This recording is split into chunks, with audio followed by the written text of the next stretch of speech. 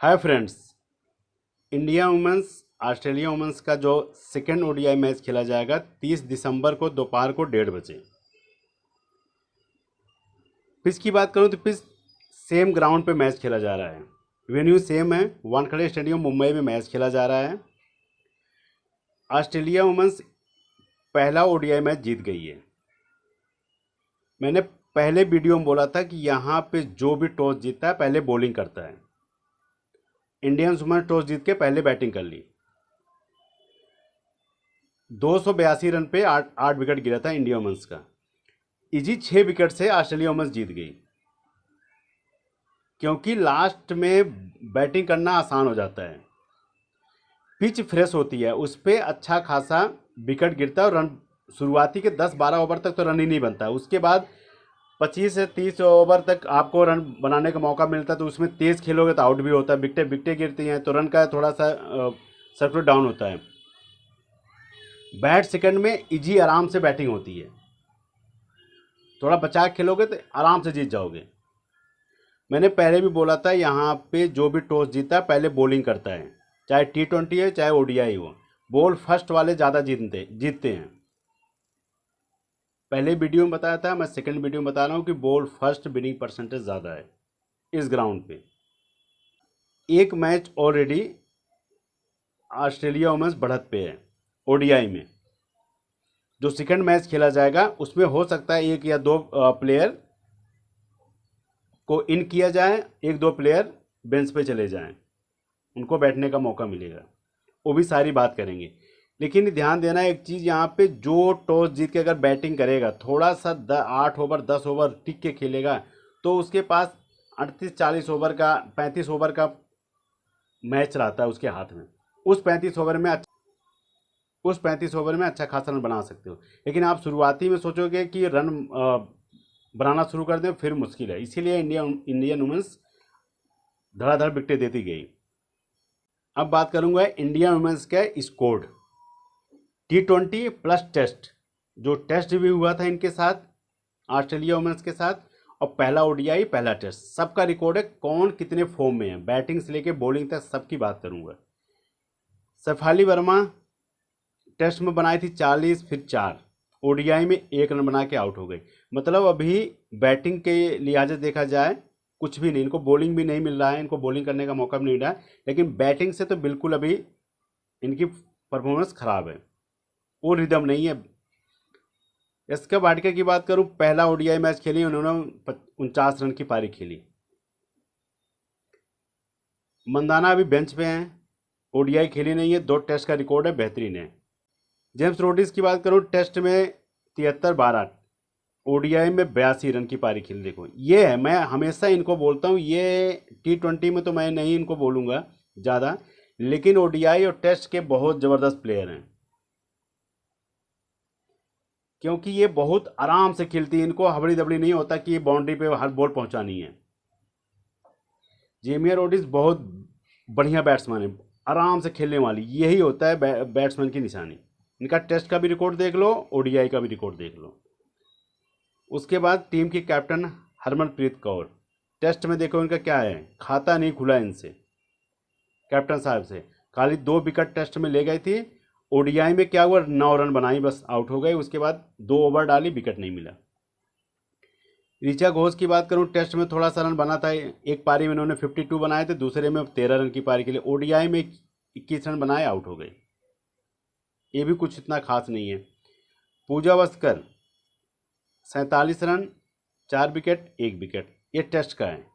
ODI में देखो इनका 62 रन, 62 और 1 विकेट। तो जिनकी रिदम टेस्ट में थी वही उनकी रिदम ओडीआई में भी है। ऐसा नहीं है कि जिन्होंने टेस्ट में रन मारा ओडीआई में नहीं मारा, मारे हैं। देखो इन्होंने टेस्ट में अच्छा खासा विकेट ले गए और रन भी मारी है, तो ओडीआई में भी रन मारी हैं। तो इसीलिए कह रहा हूँ कि जो जिनकी परफॉर्मेंस अच्छी होती है वही चलते हैं, और जिनकी नहीं होती उनको बहुत टाइम लग जाता है। दीप्ति शर्मा की बात करूँ, देखो 78 रन और 2 विकेट। ओडीआई में क्या हुआ, 21 रन 1 विकेट। फिर टेस्ट में ओडीआई में शामिल हुए अमरजोत कौर, 20 रन 0 विकेट। पहला मैच ओडीआई के लिए 20 रन बनाए, इनको विकेट नहीं मिला। रेणुका सिंह ठाकुर की बात करूं, तो इनको टेस्ट में भी ज़्यादा कुछ नहीं हुआ, 0-0। ओडीआई में 5 रन 1 विकेट, बस, ज़्यादा कुछ नहीं। स्नेह राणा की बात करूँ 9 रन, टेस्ट में 3 विकेट 4 विकेट। ओडीआई में क्या किया, एक ही रन बना पाई, 1 विकेट मिला खाली, बस, ज़्यादा कुछ नहीं ये भी कर पाई ओडीआई में। लेकिन टेस्ट में इन्होंने रन नहीं बनाया टेस्ट में, लेकिन विकेटें ले गई हैं, 4 विकेट 3 विकेट। तो हो सकता है इस मैच में कुछ करें, लेकिन ये प्लेयर बेस्ट है। और जो बेंच में देखो, मंदाना है, स्मृति मंदाना है, हरनील देवल हैं, उसके बाद मन्नत कश्यप हैं। इनमें से सबसे ज़्यादा मुझे लग रहा है कि अगर खेलेंगे तो मंदाना खेलेंगे इसमें से, और तो मुझे नहीं लगा कोई ज़्यादा फेरबदल होगा। स्कोर सेम रहेगा, 1 प्लेयर 2 प्लेयर का चेंज होगा, इससे ज़्यादा कुछ नहीं होगा। अब बेस्ट की बात करूं, बेस्ट में देखो अभी कौन है, स्नेह राणा हो जाएंगी बेस्ट में। उसके बाद दीप्ति शर्मा, पूजा वस्कर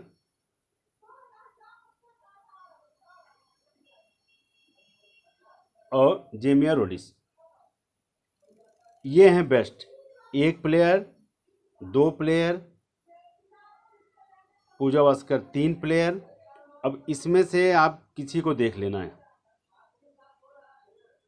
स्नेह राणा टॉप पिक चल रही है अभी, दीप्ति शर्मा, पूजा वस्कर और जिमसे रोडी, जो भी टॉप फॉर्म चल रही है। उसके बाद यास्का भाटिया का फॉर्म अच्छा था, ओडीआई पहला खेली है, तो इनको रख लेना।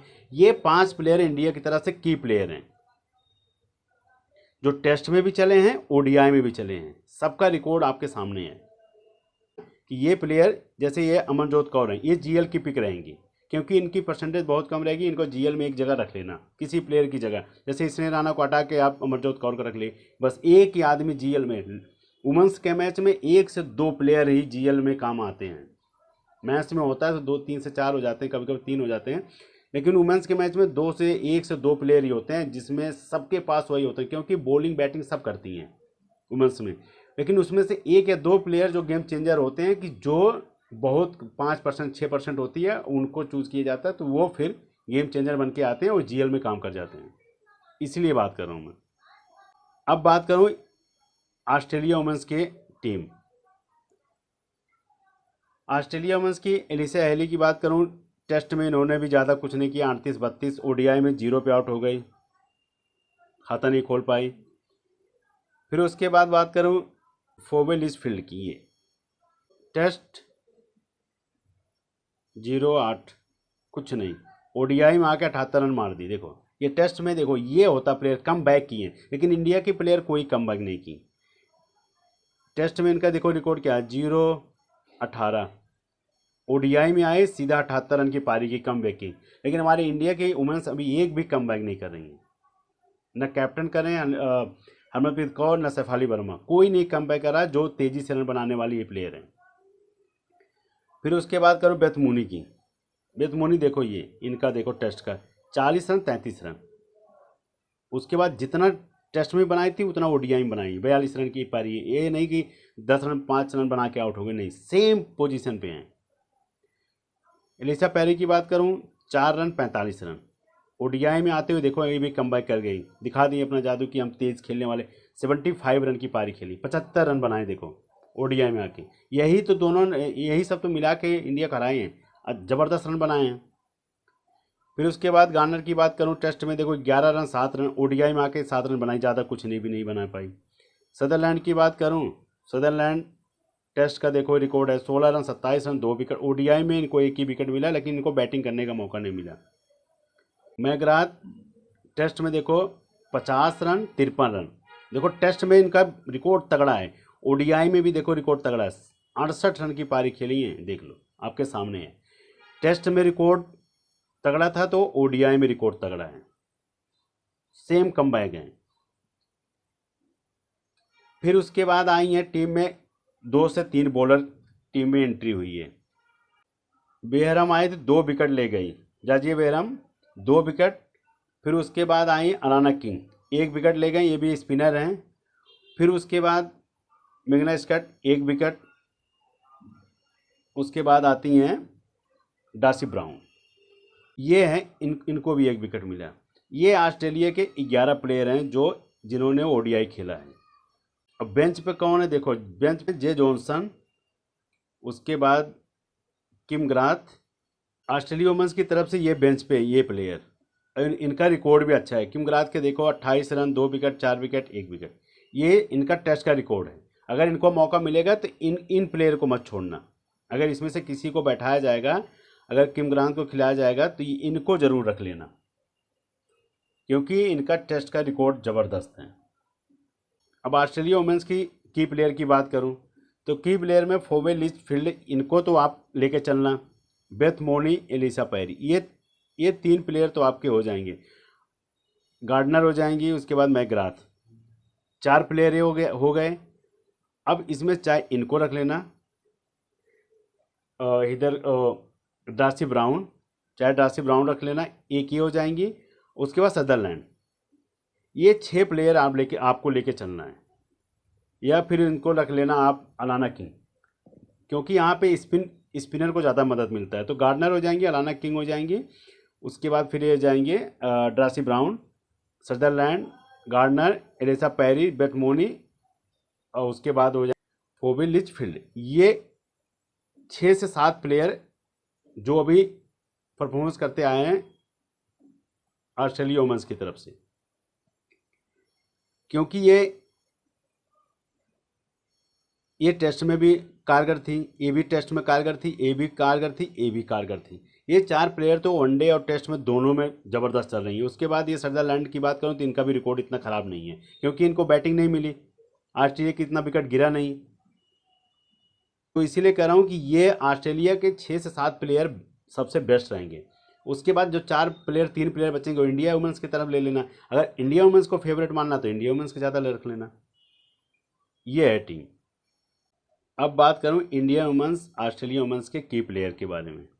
ऑस्ट्रेलिया की तरफ से हो जाएंगे बेथ मोनी, पैरी, ग्राथ, सदरलैंड, गार्डनर। अब बात करूं इंडिया वुमेंस की, हरमनप्रीत कौर, जेमिया रोडिस, उसके बाद दीप्ति शर्मा, पूजा वस्त्रकर, रेणुका सिंह ठाकुर। इंडियन वुमेंस की तरफ से ये हो जाएंगे 3 प्लेयर, इधर 2, 5 प्लेयर इंडियन वुमेंस की तरफ हो जाएंगे। विकेट कीपर में हो जाएंगे मोनी, उसके बाद पैरी, ऑलराउंडर में ये 3 प्लेयर हो जाएंगे, बॉलर में ये हो जाएंगे। 6 प्लेयर हो जाएंगे इंडियन वुमेंस ऑस्ट्रेलिया वुमेंस की तरफ से, और 5 प्लेयर हो जाएंगे इंडियन वुमेंस की तरफ से। अब इन पे थोड़ा मैंने टेस्ट किया हूँ हरमनप्रीत कौर पे, कि कैप्टन है, हो सकता है इसमें थोड़ा सा कुछ करें, और बॉलिंग तो 2 से 3 ओवर करती हैं। ये फॉर्म में है, ये फॉर्म में है, ये तो चलो फॉर्म में है ही। ऑस्ट्रेलिया वुमेन की तरफ से ये सारी फॉर्म में है, ये सब फॉर्म में है। अब इसमें आप चाहे कैप्टन इनको कर सकते हो, चाहे पेरी, चाहे इन पे। बहुत अगर आपको रिस्क लेना होगा जीएल की, क्योंकि इनकी परसेंटेज डाउन हो जाएगी, इन पे जा सकते हो, या इन पे तो जा सकते हो ये आंख बंद करके कि बहुत ही ख़राब दिन होगा तो नहीं तो ये बहुत बेस्ट प्लेयर हैं।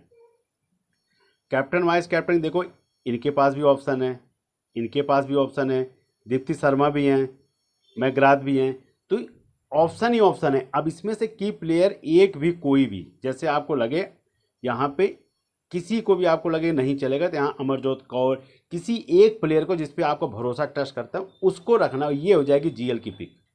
जीएल में वुमेन्स मैच में 1 से 2 प्लेयर ही जीएल में आते हैं, सारे नहीं, क्योंकि ये सब सारे बॉलिंग करते हैं, इनको छोड़ के सब बॉलिंग करते हैं। तो इसमें से हो सकता है किसको मौका मिल जाए, हो सकता है इन बॉलरों को ना कोई मारे, 2-2 3-3 ओवर दिला दिए जाए टुकुर टुकुर करके, इनको मौका मिल जाए 3 विकेटें ले जाए ओवर में। तो इसलिए कह रहा हूँ वुमेन्स के मैच में ये 1 से 2 ही प्लेयर कारगर होते हैं, और सब वही होते हैं जो बॉलिंग प्लस बैटिंग करते हैं, जिसका फर्स्ट डाउन, थर्ड डाउन और फोर्थ डाउन जिसका आता है चांस, उनको चांस भी मिलता है खेलने का, बैटिंग करने का। उसके बाद वो जो 7वें 8वें नंबर पाएगा वो कितना रन बना लेगा, 50 ओवर 45 ओवर 38 ओवर के बाद आए कितना रन बना देगा। जिसको पूरा 50 ओवर पड़ा तो ज़्यादा रन बनाएगा। तो ये होती है बात, इसी पे टेस्ट करना बस।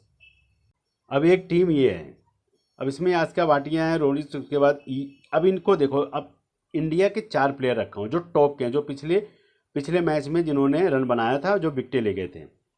और ऑस्ट्रेलिया वुमेन की तरफ से देखो जिन्होंने रन बनाया था वही हैं।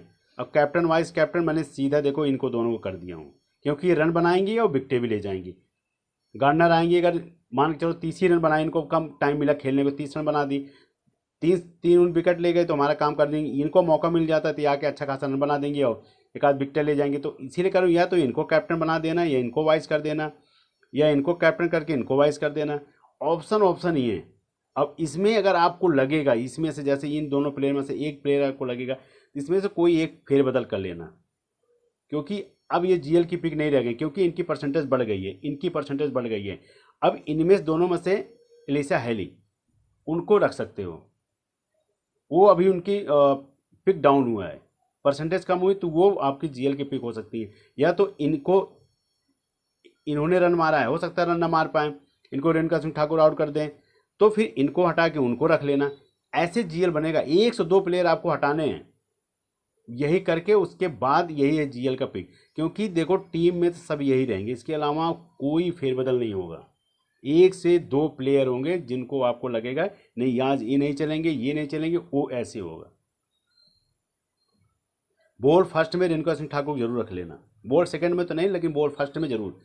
अगर इंडिया टॉस जीत के, इंडिया वुमेन्स टॉस जीती है, बॉल फर्स्ट करती है, तो उनको जरूर रख लेना। उनको फिर दीप्ति शर्मा, स्नेह राणा, ये तीन, पूजा वस्कर, इसमें से 3 मैसेज आप, ये 3 प्लेयर हो जाएंगे, रेणुका सिंह ठाकुर और दीप्ति शर्मा, पूजा वस्कर। अगर आपको लगेगा पूजा वस्कर को विकेटें नहीं मिलेंगी तो आप स्नेह राणा रख लेना। ऐसे कॉम्बिनेशन 2 टीम बनाना, ऐसे कर देना। कैप्टन वाइज कैप्टन ऐसे जो भी होगा टेलीग्राम पर टीम मिल जाएगी। All the best, good luck.